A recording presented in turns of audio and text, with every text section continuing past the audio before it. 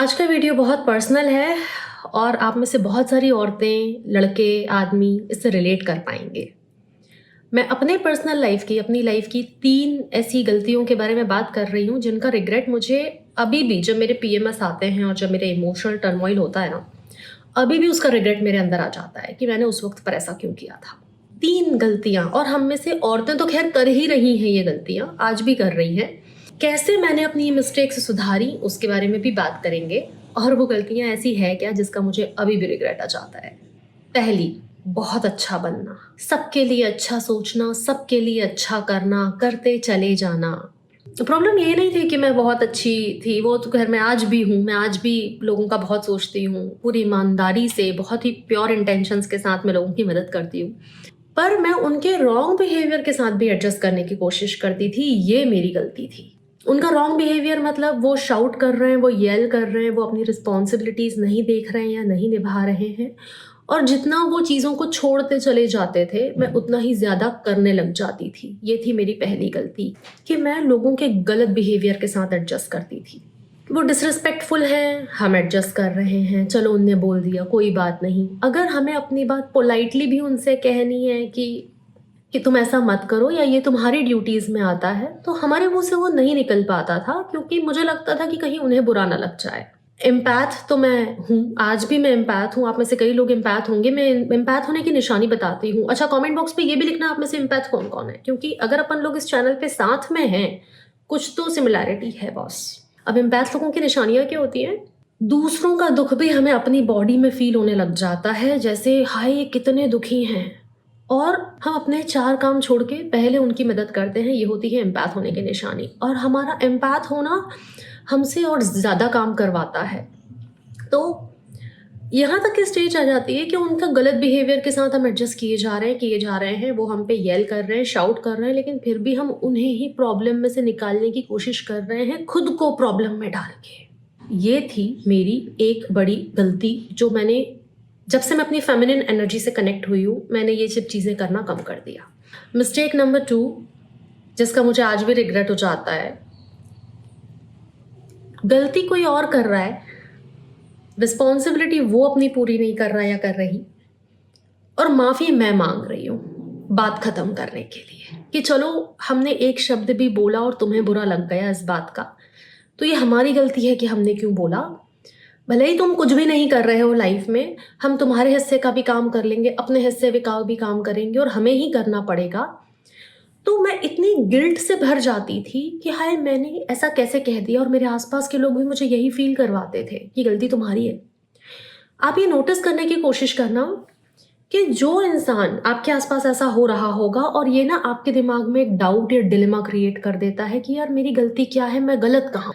लोग गलती कर रहे हैं और वो करे जा रहे हैं रिपीट मोड पे, विदाउट इवन रियलाइजिंग कि वो दूसरे के साथ एक इनजस्टिस या अनफेयर प्ले कर रहे हैं।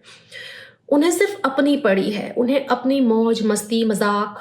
ये भी हो सकता है कि बस हम जैसे काम करेंगे हम वैसे ही काम करेंगे, हमें कुछ मत बोलो। और जैसे ही आपने उन्हें कुछ बोला, वो या तो बात को बहुत बड़ा बना देंगे या वो आपको नीचा दिखाने की कोशिश करेंगे। आप कुछ औरतों में ये स्वभाव होता है कि जैसे ही आपने उनसे बस बात भर करी, या तो वो जोर जोर से लड़ने लग जाएंगी आपसे, या वो रोने लग जाएंगी ताकि आप शांत हो जाएं, आप कुछ ना कहें। अच्छा, मैं ये जो औरतों आदमियों की, मैं जो पूरे ग्रुप्स की बात कर रही हूँ, ज़रूरी नहीं है कि आपके दोस्त, आपके माता पिता, आपके ससुराल पक्ष में से आपके रिलेटिव्स, आपके कलीग्स, ये कोई भी हो सकता है। जिन लोगों के साथ आप समय बिताते हैं उनमें से ये कोई भी हो सकता है। जैसे ही आपके मुंह से गलती से निकल गया कि अब हम ये काम नहीं कर पाएंगे, अब हम आपको इस चीज़ में कोऑपरेट नहीं कर पाएंगे, वैसे ही वो लोग आपको ये फील करवाने की कोशिश करेंगे कि आप कितने बड़े एहसान फरामोश हैं और आपको एडजस्ट करके चलना चाहिए। उनको नहीं करना चाहिए ये एडजस्ट, हाँ, वो अपने आप को प्रोटेक्ट कर रहे हैं। तो ये थी मेरी दूसरी गलती कि मैं एक अच्छी खासी उम्र तक मैं इस चीज़ को देख नहीं पाई कि मैं ऐसी चीज़ों को रोकने की कोशिश कर रही हूँ, या मैं एक ऐसी गलतियों को न दोहराने की कोशिश कर रही हूँ जो मैं कर ही नहीं रही हूँ। और जो एक्चुअली गलतियां कर रहा है, उनसे कोई कुछ बोल नहीं रहा है, और अगर कभी बोलना पड़ता है या मजबूरी में ही बोलना पड़ जाता है कि और एडजस्ट नहीं हो सकता, तो उस बात का बड़ा तमाशा बनाया जाता है। ये है दूसरों का वो second wrong behaviour of people जिसके ट्रैप में आप फंस जाते हैं और आप माफ़ी मांगने लग जाते हैं। नंबर 3, ये आप में से आज भी बहुत सारे लोग कर रहे होंगे। तो तीसरी बड़ी गलती जो मैं अपने जीवन में कर रही थी वो है गलत लोगों पे सही एफर्ट्स देना। जो लोग इतनी मेहनत, इतना रिस्पेक्ट, इतना ज़्यादा प्यार, इतना हार्ड वर्क डिज़र्व नहीं करते। मैं ये नहीं कहती कि वो कुछ भी डिज़र्व नहीं करते, वो बिल्कुल डिज़र्व करते हैं। प्यार और सम्मान दुनिया में हर इंसान डिज़र्व करता है, लेकिन अपनी लाइफ छोड़ छोड़ के, अपनी प्रॉब्लम्स से ध्यान हटा के, अपना करियर दांव पे लगा के, अपनी खुशियाँ छोड़ के, सब कुछ छोड़ छोड़ के और उन्हें मदद करना, उनसे बदले में उम्मीद ही नहीं करना कुछ भी कि बस तुम्हें कोई दिक्कत नहीं होनी चाहिए, हम सब संभाल लेंगे। ये होता है गलत लोगों पे सही एफर्ट देना का मतलब। मैं ये नहीं कह रही हूँ कि आप एफर्ट ना दें, वो तो दोनों तरफ से होते हैं। अगेन आई रिपीट, दोनों तरफ से होते हैं, और जब दोनों तरफ से सही बैलेंस्ड एफर्ट चलेंगे तभी लाइफ सही चल सकती है। तो कई हमारे दोस्त भी ऐसे होते हैं कि उन्होंने एक बार बोला ऐसा कर लेते हैं और आप कर लेते हैं। आप 4 बार बोल रहे हैं कोई बात और वो कुछ ना कुछ करके टालम टोली कर रहे हैं, और एट द एंड शिकायत भी वही करेंगे आपसे आकर कि अरे यार ऐसा नहीं कर रहे हो यार आजकल तुम तो। कुछ दोस्त ऐसे होते हैं जो आपको सिर्फ अपने ज़रूरत के वक्त पे याद करते हैं, और जैसे ही वो याद करते हैं आप अपना काम छोड़ के उनकी हेल्प करने लग जाते हो। लेकिन वही दोस्त ये बात लेकर आपके पास आएंगे, क्या यार तुम तो बड़े आदमी बन गए हो, तुम तो आजकल दिखते ही नहीं हो, मिलते ही नहीं हो। वो खुद भी नहीं दिख रहे हैं, वो खुद भी नहीं मिल रहे हैं, उन्हें काम पड़ा है इसलिए आए हैं अभी बस, लेकिन ताना मार के आएंगे ताकि ये फील हो जाए सामने वाले को कि देखो हम ही तो आए हैं, तुमने तो कॉल नहीं करा। और आप उन लोगों पर एफर्ट देने लग जाओगे, आप उनके बारे में सही सोचने लग जाओगे, हाँ यार ये तो सही बोल रहा है यार, मैं तो उसको कॉल ही नहीं करता हूँ, वही कॉल करता है हमेशा, या वही कॉल करती है हमेशा। और वो कॉल जो करता है और कॉल जो करती है वो उसके काम से कॉल कर रहा है, वो जेन्युइनली आपसे कनेक्टेड नहीं है, जो आपसे बस आपके हालचाल पूछे कि यार तुम कैसे हो, तुम्हारी लाइफ में क्या चल रहा है, बड़े दिनों से बात नहीं हुई। वो इसलिए कॉल नहीं कर रहे हैं आपको, वो किसी काम से कॉल कर रहे हैं आपको। तो फिर से मैं रिपीट कर देती हूँ, आप इसमें से जिस पॉइंट से रिलेट कर पा रहे हो आप कमेंट बॉक्स में ज़रूर लिखें। और पहली गलती जो मैंने अपनी बताई कि मैं ज़रूरत से ज़्यादा अच्छी बन जाती थी। दूसरी गलती कि मैं जहाँ पर मेरी गलती नहीं भी होती थी मैं वहाँ भी माफ़ी मांगने की कोशिश करती थी या गिल्टी फील कर लेती थी कि शायद मैंने कुछ गलत कर दिया इसलिए ये सब कुछ हो रहा है। तीसरी गलती, ज़रूरत से ज़्यादा एफर्ट्स देना दूसरों के लिए। बीइंग एन एम्पैथ, अगर आप एक एम्पैथ हैं तो वैसे भी आपका जो रिलेशनशिप्स में डिपॉजिट रहेगा वो ज़्यादा ही रहने वाला है, क्योंकि आप एम्पैथ हैं, आप सबके बारे में बहुत सोचते हैं, आप इमोशनल हैं, आप दूसरों के दुख से कनेक्ट कर जाते हैं, या आप ट्रॉमा से निकल कर आए हैं पास्ट के, तो आपको लगता है कि हमने जो दुख झेले हैं वो कोई और ना झेले।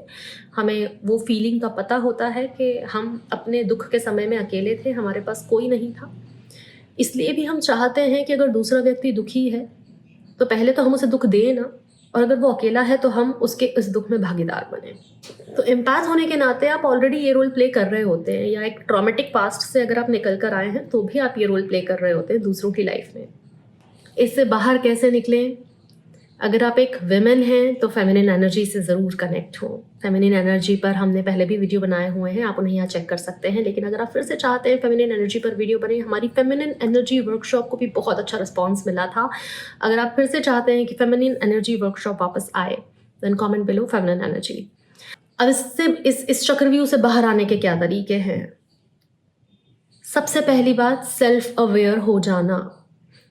सेल्फ अवेयर हो जाना कि आपकी अवेयरनेस, जैसे ही आप उस डार्क आपके बिहेवियर को, एक ऑटोमेटिक बिहेवियर को आप लाइट में लेकर आते हो, जैसे ही आप उसे देखने लग जाते हो कि हाँ यार मैं ऐसा कर तो रहा हूँ, वो बिहेवियर अपने आप धीरे धीरे वहाँ से कम होने लग जाता है। नंबर 1। नंबर 2, तो first solution of it is self awareness, कि आप ज़्यादा अवेयर हो जाएं अपनी आदतों से। अब सेल्फ अवेयर होने के लिए कई लोगों को मेरी बात अगर सेल्फ अवेयरनेस से नहीं समझ में आ रही तो मैं एक एग्जाम्पल देके बताती हूँ। जैसे आपने अभी अभी खाना खाया है, लेकिन फिर से आप कुछ खाने को ढूंढ रहे हो, तो आप उस चीज़ पर ध्यान दो कि यार मैंने अभी तो खाना खाया है, मैं फिर से खाने को क्यों ढूंढ रहा हूँ।